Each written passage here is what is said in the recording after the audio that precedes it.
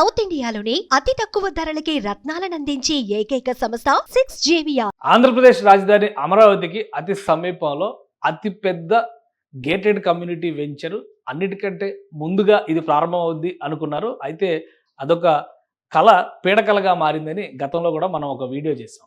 ఇప్పుడు దానికి సంబంధించి ఆ పీడకలగా మారిపోయినటువంటి రామకృష్ణ వెనూజియా దీనికి సంబంధించినటువంటి వేలం కూడా ఆగిపోయినట్టుగా ఒక సమాచారం వస్తుంది. ఎందుకంటే రామకృష్ణ వెనూజియా అనేటువంటిది రామకృష్ణ హౌసింగ్ ప్రైవేట్ లిమిటెడ్ ప్రత్యేకంగా ప్రతిష్టాత్మకంగా అప్పట్లో super star Mahesh Babu campaign చేయడం ద్వారా ఈ వెంచర్ని ప్రారంభించారు. అప్పట్లో నిర్మాణ ప్రక్రియ కూడా దాదాపు 60-70% వరకు పూర్తయినటువంటి పరిస్థితి ఉంది. ఆ తర్వాత ప్రభుత్వం మారడం, అక్కడ వచ్చినటువంటి సమస్యలు, ఏపీసీఆర్డీఏకి సంబంధించి కానీ, ఇన్నర్ రింగ్ రోడ్డు వ్యవహారానికి సంబంధించి కానీ రకరకాల అంశాల్లో రామకృష్ణ వెనూజియాకి సంబంధించినటువంటి నిర్మాణ సంస్థకి కూడా సంబంధాలు ఉన్నాయనేటువంటి రీతిలో కొన్ని కేసులు పెట్టడం, అనివార్యంగా ఈ నిర్మాణం ఆగిపోవడం ఇదంతా కూడా జరిగింది. అయితే ఇప్పుడు తాజాగా గత నెలలో ఒక నోటిఫికేషన్ వెలువడింది. రామకృష్ణ వెనూజియాకి సంబంధించినటువంటి ఆస్తులు వేలం దిశగా వెళుతున్నాయనేటువంటిది. అయితే తాజాగా అందుతున్నటువంటి సమాచారం ప్రకారం చూస్తే రామకృష్ణ వెనూజియాకి సంబంధించినటువంటి వేలం ఆప్షన్ ఆగిపోయినట్టుగా తెలుస్తుంది. ఒకసారి చూద్దాం. గతంలో చూసినటువంటి ఈ ప్రాజెక్టుకి చాలా ప్రత్యేకతలు ఉన్నాయి. మహేష్ బాబు క్యాంపెయిన్ చేసినటువంటి ప్రతిష్టాత్మకమైనటువంటి ప్రాజెక్ట్ ఇది. అలానే దీనికి సంబంధించి ముఖ్యంగా అమరావతి ప్రాంతంలో 31 అంతస్తుల భారీ టవర్ల నిర్మాణం జరిగినటువంటి మొదటి వెంచర్గా దీన్ని అప్పట్లో చెప్పారు. అయితే ప్రభుత్వం మారిన తర్వాత జరిగిన పరిణామాలు దీనికి శాపంగా మారాయి. ఒకసారి చూద్దాం మనం నోటిఫికేషన్ ఏమి ఇచ్చారు. ఇది ఈ వేలంకి సంబంధించి గత నెలలో అంటే ఫిబ్రవరి మాసంలో ఇచ్చినటువంటి నోటిఫికేషన్ ఇది. ఈ బిల్డింగ్స్కి సంబంధించినటువంటి 3 టవర్లని వేలం దిశగా నిర్ణయం తీసుకున్నట్టుగా LIC housing private limited finance limited announce చేసింది. అయితే ప్రస్తుతం అందుతున్నటువంటి సమాచారం ప్రకారం రామకృష్ణ హౌసింగ్ సంస్థకు సంబంధించినటువంటి ప్రతినిధులు ఆల్రెడీ అప్రోచ్ అయ్యారు. ఆర్బిట్రేషన్ ద్వారా, సంప్రదింపుల ద్వారా ఈ సమస్యను పరిష్కరించుకునేటువంటి ప్రయత్నం చేస్తున్నారు.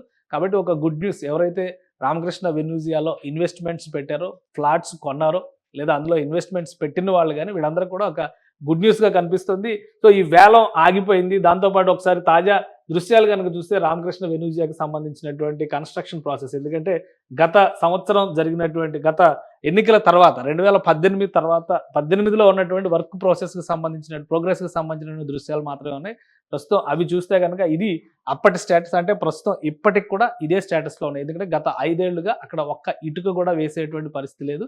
వివిధ రకాల కారణాల వలన, కేసుల వలన పూర్తిగా నిర్మాణం ఆగిపోయింది. సో ఈ టవర్లు చూస్తే ఎవరికైనా అర్థమవుతుంది ఎంత భారీ నిర్మాణాలు జరిగినాయో. కొన్ని టవర్లు అయితే దాదాపుగా కంప్లీట్ అయినాయి. టవర్ 6 ప్రస్తుతం తనఖాలో ఉన్నటువంటి టవర్, టవర్ 2 అది కూడా తనఖాలో ఉన్నటువంటి టవర్. సో ఇవన్నీ కూడా పేమెంట్స్కి సంబంధించి, ఇర్రెగ్యులర్ పేమెంట్స్కి సంబంధించి ఆగిపోయిన నేపథ్యంలో ఈ వీటి అన్నింటినీ కూడా ఆక్షన్కి వెళ్తున్నట్టుగా దాదాపు 470 కోట్ల రూపాయలు బకాయిలు ఉన్నట్టుగా LIC housing finance limited announce చేసింది. దీంతో సంప్రదింపుల ద్వారా సమస్యని పరిష్కరించుకున్నట్టుగా ఈ సంస్థ ప్రతినిధులు అప్రోచ్ అయినట్టుగా ఒక సమాచారం ఉంటుంది. అతి త్వరలోనే ఇక్కడ పనులు ప్రారంభించడానికి కూడా, ఎందుకంటే ఇందులో 2 రకాల ఇన్వెస్ట్మెంట్స్ ఉంటాయి. ఒకటి ఫ్లాట్ ఓనర్స్గా కొనుక్కున్న వాళ్ళు, దాంతోపాటు ఇన్వెస్టర్స్గా డబ్బులు ఇక్కడ పెట్టిన వాళ్ళు, వీళ్ళందరూ కూడా ఇందులో వచ్చేటువంటి బాధ్యత తీసుకునేటువంటి అవకాశం ఉంటుంది. వాళ్ళందరూ కూడా సమాధానం చెప్పాల్సినటువంటి పరిస్థితి ఉంటుంది. ఇది రామకృష్ణ వెనూజియాకి సంబంధించినటువంటి కమర్షియల్ ప్రాపర్టీ. ఈ నిర్మాణం పైన కూడా గతంలో కేసులు పడ్డాయి, డిఫాల్ట్ అనేటువంటిది వచ్చింది. వాటన్నిటిని కూడా అధిగమించి సంస్థకు సంబంధించినటువంటి ప్రతినిధులు సంప్రదింపుల ద్వారా ఈ సమస్యను పరిష్కరించుకున్నట్టుగా తెలుస్తుంది. అండ్ ఒకసారి మనం చూద్దాం రామకృష్ణ వెనూజియాకి సంబంధించి ఎందుకు అంత సమస్యల్లో చిక్కుకున్న పరిస్థితి ఉంది, అలానే ఇప్పుడు సమస్యను పరిష్కరించుకోవడానికి కూడా మార్గాలు ఎలా ఏర్పడినాయి ఒకసారి చూద్దాం. ఇది టోటల్ వెంచర్ చూస్తే నాగార్జున యూనివర్సిటీకి ఎగ్జాక్ట్గా వెనక భాగంలో ఉండేటువంటి ప్రాజెక్ట్ ఇది. ఇక్కడ కనిపిస్తున్నటువంటి ఈ టవర్ భాగం, ఈ పెద్దగా కనిపిస్తున్నటువంటి టవర్ భాగమే రామకృష్ణ వెనూజియాకి ఎంట్రన్స్ పాయింట్. ఇక ఇటువైపు కనిపిస్తున్నది నాగార్జున యూనివర్సిటీకి సంబంధించినటువంటి భవన సముదాయం. దీని వెనకనే ఈ మార్గంలో ఎంటర్ అయిన తర్వాత ఇది రామకృష్ణ వెనూజియాకి సంబంధించినటువంటి కమర్షియల్ స్పేస్, అంటే టెక్నో టవర్స్ లాంటి కన్స్ట్రక్షన్ జరుగుతుంది. దాని వెనక భాగంలోనే ఇప్పుడు ఉన్నటువంటి ఈ భారీ టవర్ల నిర్మాణం కూడా జరిగింది. సో అది తాజా టోల్ గేట్, అంటే విజయవాడ గుంటూరు మధ్య ఉన్నటువంటి టోల్ గేట్కి అతి సమీపంలో ఉన్నటువంటి ప్రాజెక్ట్ ఇది. చాలా డిమాండ్ ఉన్నటువంటి ప్రాజెక్టు. అమరావతి కోర్ క్యాపిటల్ ఏరియాకి కేవలం 4 కిలోమీటర్లు మాత్రమే డిస్టెన్స్లో ఉన్నటువంటి ప్రాజెక్టు. అందువల్ల అప్పట్లో ఇది ఒక పెద్ద గుడ్ విల్ వచ్చినటువంటి ప్రాజెక్టు. మహేష్ బాబు క్యాంపెయిన్ చేసిన తర్వాత దీని స్థాయి కూడా అమాంతం పెరిగిపోయింది. 5 ఏళ్లలో బహుశా ఈ 5 ఏళ్లలో నిర్మాణాలు జరిగి ఉంటే ఈ పాటికి ఆక్యుపెన్సీ కూడా వచ్చి ఉండాలి. ఇంకో విషయం ఏంటంటే ఈ ప్రాజెక్ట్‌ను మనం ప్రాజెక్ట్‌గా అనాలిసిస్ చేసి చూస్తే గనక 3 భాగాలు కనిపిస్తాయి. ఒకటి ఫ్రంట్ ఎండ్‌లో కనిపిస్తున్నటువంటి టెక్నో టవర్స్. ఇది మనం ఇందాక చూసినటువంటి స్టేటస్ రిపోర్ట్ 2018 మేలో తీసింది. కానీ ఇది 2019 తర్వాత తీసినటువంటి తాజా దృశ్యాలు. ప్రస్తుతం స్టేటస్ ఇది. టెక్నో టవర్స్‌కి సంబంధించినటువంటి నిర్మాణం పూర్తి స్థాయిలో కంప్లీట్ అయిపోయింది. అంటే స్కెలిటన్ స్ట్రక్చర్ రెడీ అయిపోయింది. దీనికి సంబంధించినటువంటి అవుట్ సైడ్ స్ట్రక్చర్స్ మాత్రమే వేయాల్సి ఉంటుంది. కానీ ఆ దశలో పనులు ఆగిపోయినాయి. ఆ తర్వాత జరిగినటువంటి పరిణామాలను మనం ఒకసారి గమనించి చూస్తే కనుక బ్యాక్ సైడ్ ఉన్నటువంటి టవర్స్ ఇవి కూడా పూర్తి స్థాయిలో నిర్మాణం జరిగినాయి. అంటే టెక్నో టవర్స్ అనేది ఒక కమర్షియల్ స్పేస్ అయితే దాని పక్కన ఉన్నటువంటి ప్రదేశం, అంటే దాని వెనుక భాగంలో ఉన్నటువంటి ప్రదేశం పూర్తిగా రెసిడెన్షియల్ ఫ్లాట్స్ ఏరియా అవుతుంది.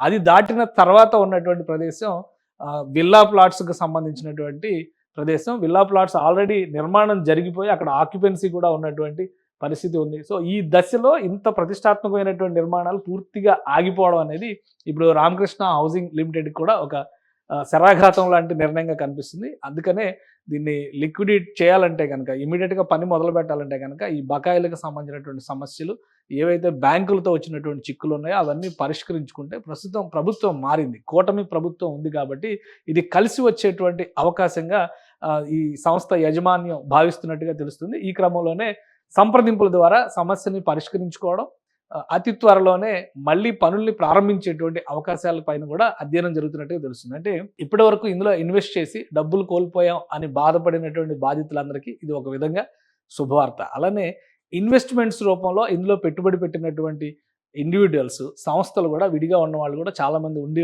అవకాశం ఉంది.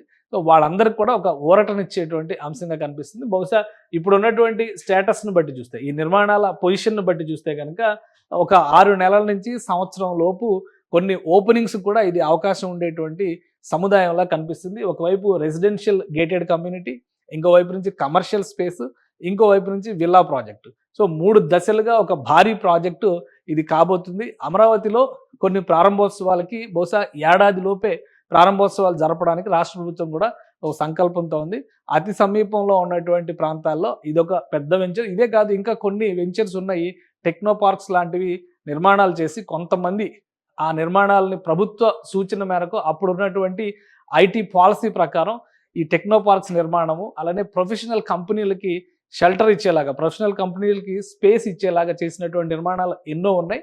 ఆ నిర్మాణాలు అన్నీ కూడా మధ్యలో ఆగిపోయినవి కొన్ని ఉన్నాయి, పూర్తయినా కానీ ఆక్యుపెన్సీ లేనివి మరికొన్ని ఉన్నాయి. ఇవన్నీ మంగళగిరి పరిసర ప్రాంతాల్లోనే ఎక్కువగా ఉన్నాయి. ఎందుకంటే మంగళగిరికి అతి సమీపంలో మాస్టర్ ప్లాన్ ప్రకారం ఎలక్ట్రానిక్ సిటీని కేంద్ర ప్రభుత్వం డిజైన్ చేసింది. సిఆర్డీఏ దానికి సంబంధించినటువంటి డెవలప్మెంట్ ప్రాసెస్ని చేస్తుంది.